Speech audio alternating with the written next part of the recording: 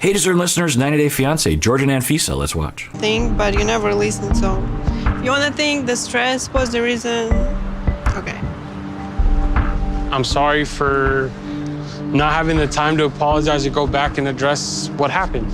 But what happened? What are you apologizing for? I'm apologizing for the argument that happened. But what was the argument about? What happened? Whatever happened. All right, to catch you up, they had that fight with the sister, and she was upset that he didn't stick up for her, which is understandable. He claims that she became extremely verbally abusive, which is in line with her past behavior and not okay. She can certainly be upset with him, but calling people names, especially the names that I think she was calling and the manner in which she was doing it, it's verbal abuse and not okay and immature, not helpful, and just, we've all been there. We have those impulses, but there's no sense in it, and it's I don't know. There are morals about such things. Anyway, so she was really upset with him and was being verbally abusive, and she kicked him out, which isn't the first time. I think that kicking him out is more like sending him to his own place or something, because we don't get the impression that he's sleeping in his car. Or, oh no, one time he did sleep in his car. Anyway, I got the impression that he had a place that he could go to. And so I think it's more like she is saying, I need to be alone, which is what she said, which I think is functional, and I think it might have even been for the best for them not to be together for a time. Anyway, so then they did not communicate for over a month after that point. And I don't know exactly the nature of what was happening. It sounds like eventually he started wanting to get back together with her. And so there was a number of scenes where he was buying a bunch of gifts for her, expensive things that try to win her back or something. And he was talking with his friend about what he did wrong. But there wasn't an elaboration on how he feels he did something wrong. Anyway, so they meet up and they hugged and say, hey, how's it going? Which is nice. Just want to start things off with some closeness or some affection. And then he's trying to get back with her, and she basically is saying she doesn't want to, or she isn't satisfied that he's apologizing fully yet or something. Gives a gift to her, and she's like, no thanks, I don't need that, or I can't be bought back, which is good, but I think it stands to reason he would have thought that she would have appreciated. She's multiple times has stated that she just wants things from him, and I think even in one of their fights, he bought something for her, and she was like, oh, okay, well, that proves to me that he cares. But she's saying no, she doesn't want it, and that's perfectly fine. I wonder where her motivation is with the relationship. It seems pretty low at this point. She says that the reason why the relationship is on the rocks right now is because he didn't stick up for her. If I were to take a guess, if I knew everything about the situation, I would take a guess and say that that isn't the main reason why they're broken up right now, or they're about to break up, that it was a culmination of things. The fighting, I think she might have, I'm just going to take a guess and say that she actually pretty quickly looked back on her behavior the previous night towards him that was off camera and is ashamed of it. She's been that way before. I think she gets triggered, her trauma gets triggered, she sees red, and she just goes off, and she can't control herself. The next day, she looks back and she thinks, oh, she's done that before. It's a possibility that she just thought, it's best if I just don't be with this person, or maybe I need to take a break from relationships, or him, or something. I don't know. So I guess another possibility is that he left her, that she was kicking him out, but he was also, so I don't know. There's a number of possibilities. I could see that. She kicks him out, but then it was sort of the last straw for him, or kind of, and then he stops reaching out. She goes for a week where she feels rejected, and then she slowly stops feeling connected to him and motivated to want to be with him or something. Again, it's hard for me. I wish I knew because we know that she kicked him out, but what was the communication afterwards? He seemed pretty upset about what had happened and was thinking maybe this relationship wouldn't work. And so what happened as time went on for him a month or two later to say, I want to get back together. Anyway, so then he's like, I just want to apologize. I'm trying to get back together with you, and I just want to apologize. And she's like, for what? which is a very, very good question. And let's rewind his response, but it doesn't instill any kind of confidence that it's an actual apology. I think the stress was the reason. Okay. I'm sorry for not having the time to apologize and go back and address what happened. But what happened? What are you apologizing for? I'm apologizing for the argument that happened. But what was the argument about? What happened? Whatever happened. Yeah, I mean, first off, he says, I apologize for not being able to go back in time and apologize. She's like, well, for what? He's like, well, for the fight. For the fight? You're apologizing that we got in a fight? And he's like, what do you mean? What about the fight? Well, just whatever happened. Whatever you're upset at me about, I'm sorry about. And so I think that says that he wants to make up, which is half of the equation in terms of an apology. He has an intention to make it right, but has done nothing to investigate what he did wrong. Now, from my perspective, his wrong was there, but nothing compared to what she did was wrong. I don't know. Maybe his account was completely fabricated or exaggerated. It absolutely probably was exaggerated to some extent. It usually is when people recall those kinds of events. But anyway, so I don't think I don't know, but given what we've seen, I don't think he's the one that needs to apologize per se. He can certainly start the ball rolling. Maybe that's what he's hoping will happen. He'll apologize for his part. She'll apologize for her part. And I will tell you that when I'm working with couples and there's this notion of like, the Georges of the world look at me and say, well, I don't feel like I have to apologize because I'm only 10% of the problem. And what I say to people is, if you get hung up on that idea, most of the time it's just destructive. So forget about percentage-wise, just apologize for your part, and usually things go well. So if he starts the ball rolling, she apologizes.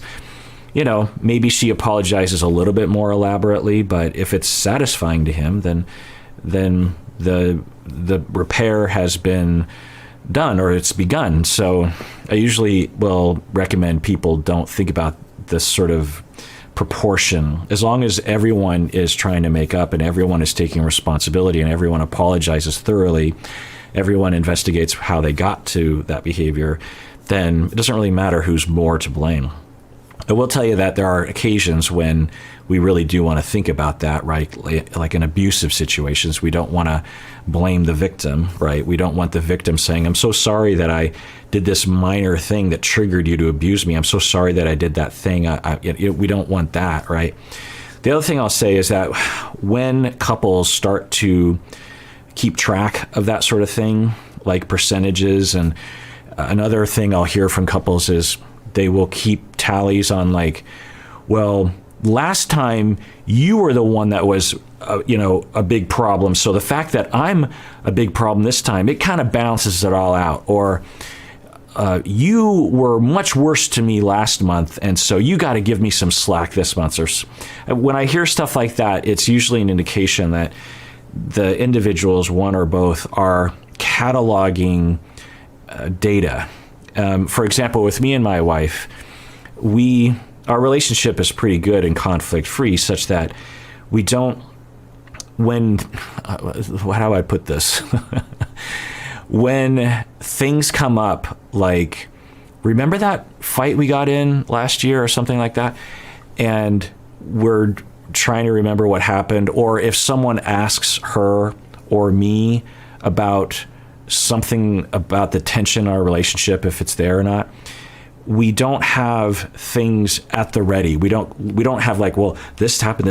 Yeah, and let me tell you, it's like things will happen, tension will happen, conflict will happen, and we might remember it to some extent, but it's not at the ready. Do you know what I mean? It's not like I have this file folder of evidence to prove that my wife is somehow a worse spouse than I am. Maybe that's the way to put it, is like people will start to gather evidence like they're going into a court case. And when the time comes, they start pulling out this evidence. But, well, this is one, remember that one time when you did it? And that is normal and quite common, but it's an indication that something is going wrong, because ideally you would forgive and put it behind you. You would remember it potentially, but you wouldn't hold on to it and have it like ready to go. And a lot of the memories would just kind of fade away like a lot of other memories. You'd remember this sort of broad strokes, like, oh, I remember we got in a fight in the car that one time.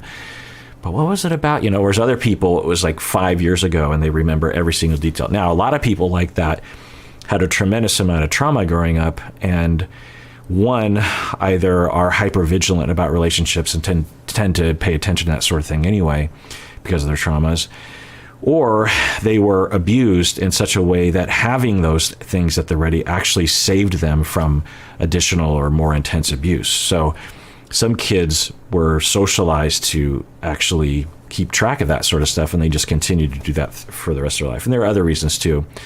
It's not like people do that on purpose necessarily, but it is something to think about, either as a barometer indication that the relationship needs to go to couple therapy.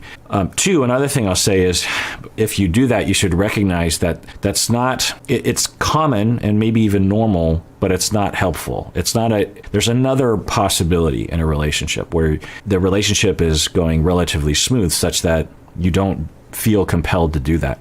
The third thing to think about is, if you're putting extra energy into that and not into couple therapy or trying to actually resolve these conflicts, you could actually be causing more problems by focusing on it, So that's just something to think about. Now, a word from our sponsor, BetterHelp. Use the link below or use the promo code Kirk because that really helps us out. You know how I always say take care of yourself at the end of every episode? Well, part of taking care of yourself is taking care of your mind, taking care of your needs. To get our needs met, we must first know our needs, and to know our needs, we got to explore our needs. And even if you feel pretty good about that kind of thing, there's nothing like having someone who cares about you provide you with the concentrated time to really explore what you need and how you feel. Well, that's where therapy comes in, of course. And as you often hear me saying, BetterHelp can be a really convenient option for getting therapy. Also, online therapy has been empirically demonstrated to be just as effective as in-person therapy. BetterHelp is customized online therapy that offers video, phone, and even live chat sessions with your therapist, so you don't have to see anyone on camera if you don't want to. It's much more affordable than in-person therapy,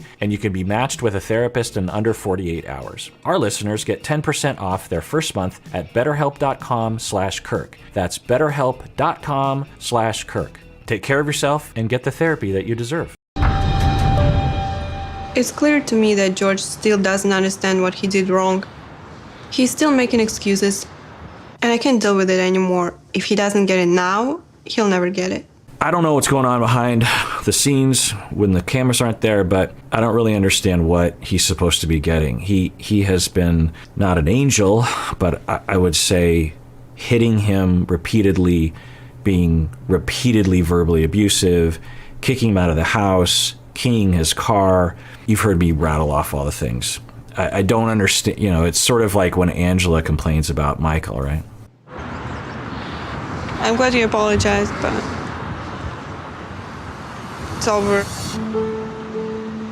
Okay, well, that's functional of her to say. She's like, I'm glad you apologize, even though I think she's thinking, or at least I would hope she would be recognizing his apology as one of the more ridiculous apologies we've ever heard on this show. I think he's trying, but I don't think it was very well thought out at the very least. So she's being kind and saying, well, thanks for the apology. And it's a good thing to say, but then she says it's over. Okay, so I guess now we know where she stands.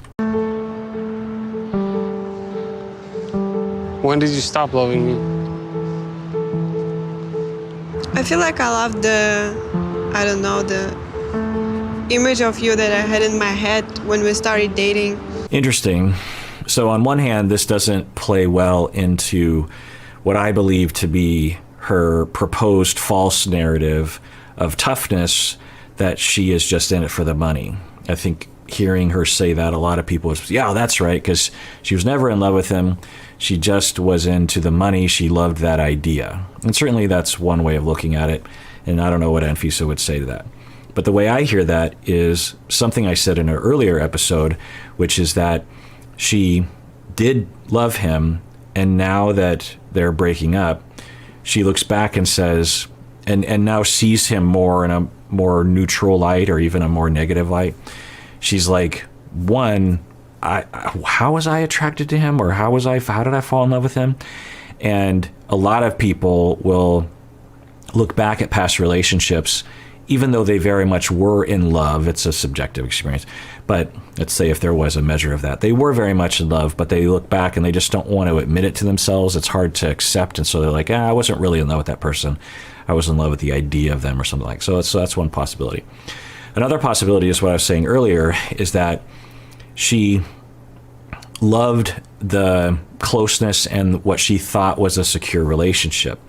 It's possible, strangely, maybe to some, but for people with a lot of relational traumas and a lot of abandonment and betrayal, a relationship like this could actually be the most functional relationship they've ever been in.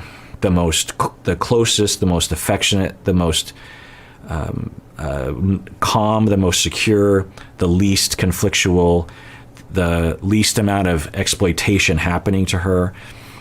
It could be the best relationship she's ever been in. And so or at least one of the best, and then you get into the relationship and it just feels so good, you think, I must be in love, when it's more what I was saying in a previous episode, being in love with finally feeling like you're good enough to be loved, instead of actually loving the person for who they are, wanting to know what's going on the inside of them, respecting them inside of them, meaning, their soul, their mind, that kind of thing. Like, I thought you were such a nice guy and you're gonna give me everything I ever wanted. When did that change? When I saw you for who you really are. Little tip, if you're breaking up with someone, I would avoid saying something like that. There's a lot of ways to break up with someone. There's a lot of ways to describe what it was, why you decided to break up, right? And there's a lot of different tenets you want to follow, a lot of principles you want to follow. Like, if you, for example, let's say that she thought, over the internet, she thought he was thinner.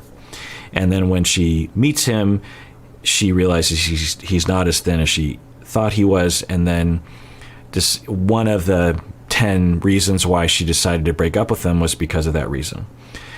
You probably don't want to say that when you're talking about why you're breaking up with someone.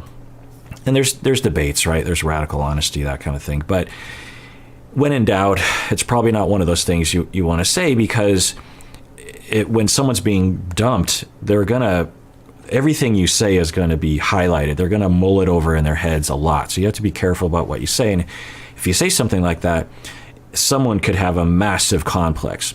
He probably already knows he's not a thin guy. I don't know.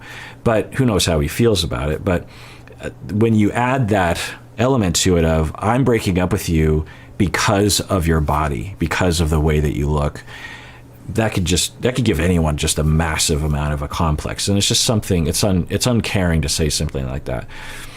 And then, so that's one of the principles, and there's a lot of different, but another principle is try to avoid, unless it's really necessary or considered fair, to say, I'm breaking up with you because fundamentally you're an awful person.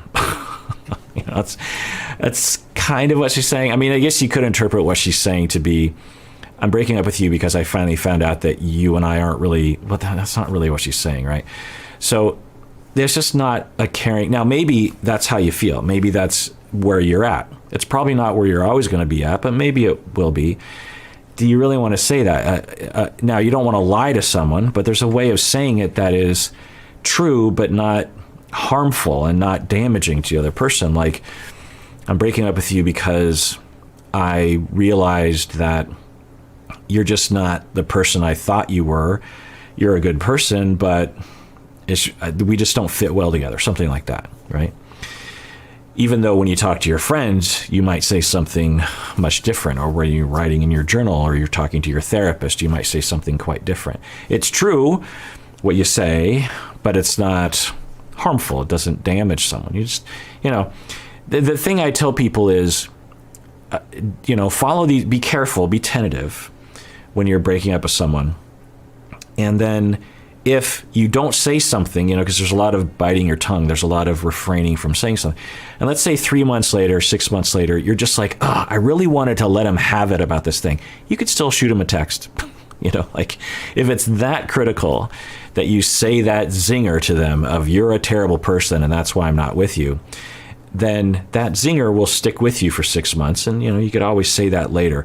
In all likelihood, you won't, because it won't be necessary, one, and it probably will become less of a certain thing in the future. You probably won't necessarily even feel that way anymore, or at least in some of the times. But anyway, so she did that, and I don't know. Now, I'm guessing a lot of people will look at George and say, he can take it. He's resilient. He'll be able to take this. And maybe you're right. All right. Well, that does it for that episode. Everyone out there, please take care of yourself because you deserve it. You really, really do.